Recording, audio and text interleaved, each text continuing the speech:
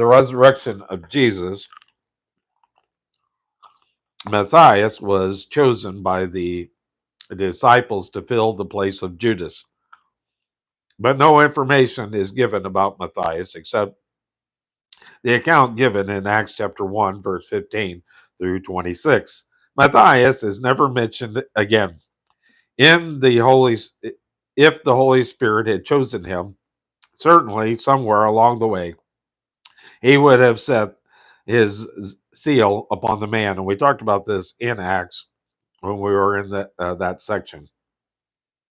Paul, however, proved he was an apostle, and Matthias did not. The election of Matthias as an apostle was held before Pentecost, which was before the Holy Spirit came into the church.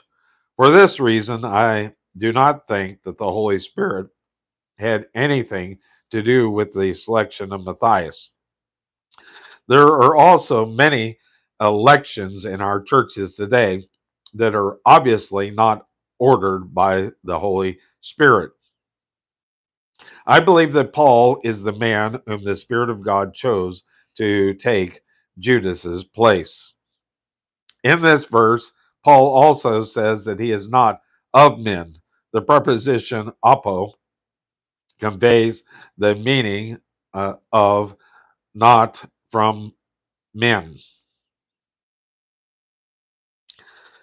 That is, it is not legalistic.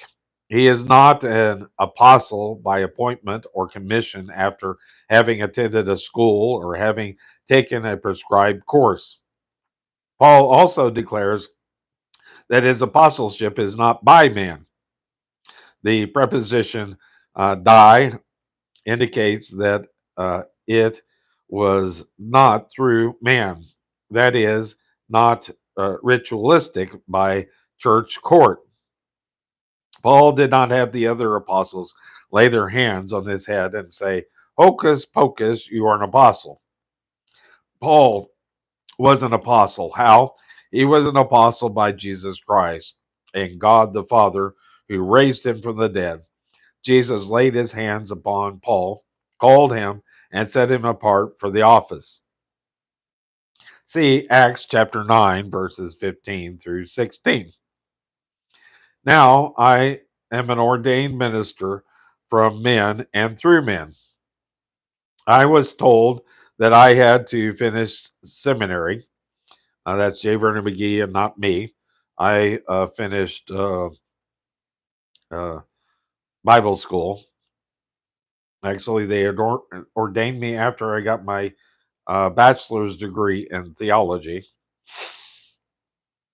And then I went on, or four-year Bible English degree. That's what it was. And then I later got my bachelor's degree in theology and was working on my master's when I dropped out and obtained certain degrees before I could be ordained. I did that. That was from men, and I had to have a church. I was called to Pastor Ansel, and that was why I was being ordained. Lovely memory. My grandfather was one of the deacons that laid hands on me um, uh, during my ordination. That was the legalistic side. Next, I went before the church body that examined me. Actually, they examined me. The questions weren't that hard. Like, what? Describe your calling. Describe your salvation experience.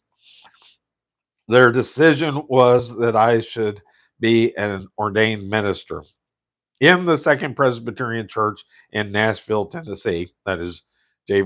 McGee and not me.